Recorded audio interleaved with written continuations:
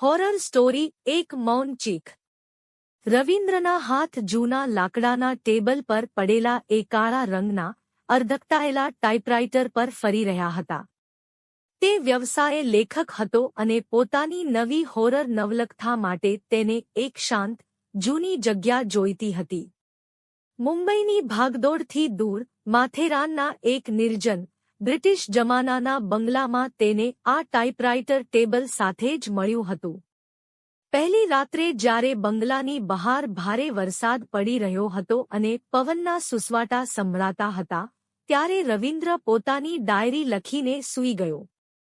બરાબર મધ્યરાત્રિએ 2 વાગ્યે એક અજીબ અવાજથી તેની આંખ ખુલી। ખટ ખટ ક ટિંગ।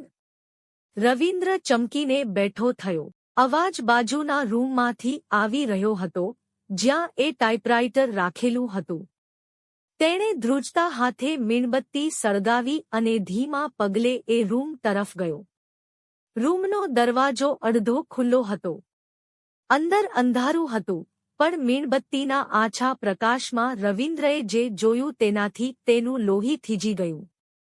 ટાઇપરાઇટરની કીઝ આપોઆપ હવામાં ઉપરનીચે થઈ રહી હતી, જાણે કોઈ અદૃશ્ય આંગળીઓ ખૂબ જ ઝડપથી કંઈક ટાઇપ કરી રહી હોય।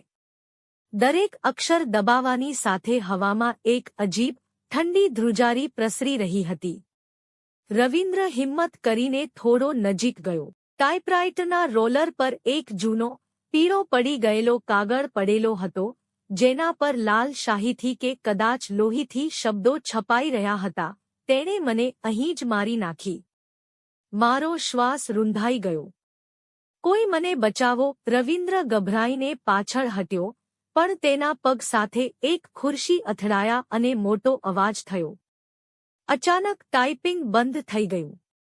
આખો રૂમ એકદમ શાંત થઈ ગયો, માત્ર રવિન્દ્રના શ્વાસોશ્વાસનો અવાજ સંભળાતો હતો। ટાઇપરાઇટરની કીઝ સ્થિર થઈ ગઈ। રવિન્દ્રએ રાહતનો શ્વાસ લીધો જ હતો કે ત્યાં જ રૂમનું તાપમાન -ડિગ્રી સુધી ઘટી ગયું। મીણબત્તીની જ્યોત વાદળી થઈ ગઈ। ધીમે ધીમે ટાઇપરાઇટરની પાછળથી એક ધુમાડા જેવી આકૃતિ હવામાં ઉભરી આવી। એ એક સ્ત્રીનો પડછાયો હતો। તેના વાળ વિખરાયેલા હતા। આંખો સંપૂર્ણપણે કાળી અને ખાલી હતી અને તેના ગળા પર આંગળીઓના કાળા નિશાન હતા। તેનો ચહેરો નફરત અને પીડાથી ભરેલો હતો। તે સ્ત્રીનો આત્મા રવિન્દ્ર તરફ જોવા લાગ્યો। રવિન્દ્રએ ભાગવાનો પ્રયત્ન કર્યો, પણ દરવાજો જોરદાર ધડાકા સાથે આપોઆપ બંધ થઈ ગયો। હવે તે રૂમમાં એ અદૃશ્ય શક્તિ સાથે કેદ હતો। એ આકૃતિ હવામાં તરતી તેની તરફ આગળ વધી।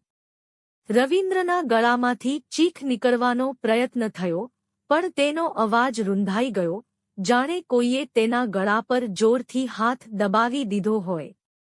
એ જ ક્ષણે ટાઇપરાઇટર ફરીથી જાતે જ ખૂબ ઝડપથી ચાલવા લાગ્યું। ખટ ખટ ખટ ખટે।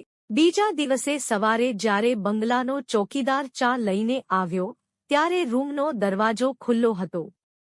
રવિન્દ્ર ખુરશી પર બેઠો હતો। તેનો ચહેરો સફેદ પડી ગયો હતો અને આંખો ફાટેલી હતી। તે જીવતો નહોતો। તેનું શરીર ઠંડુગાર હતું। ટેબલ પર રહેલા એ જૂના ટાઇપરાઇટરના કાગળ પર છેલ્લી લાઈન ટાઇપ થયેલી હતી। હવે આ વાર્તા પૂરી કરવા માટે મને નવો હાથ મળી ગયો છે, અને રવિન્દ્રની આંગળીઓ કીબોર્ડના અક્ષરો પર કાયમ માટે ચોંટેલી હતી।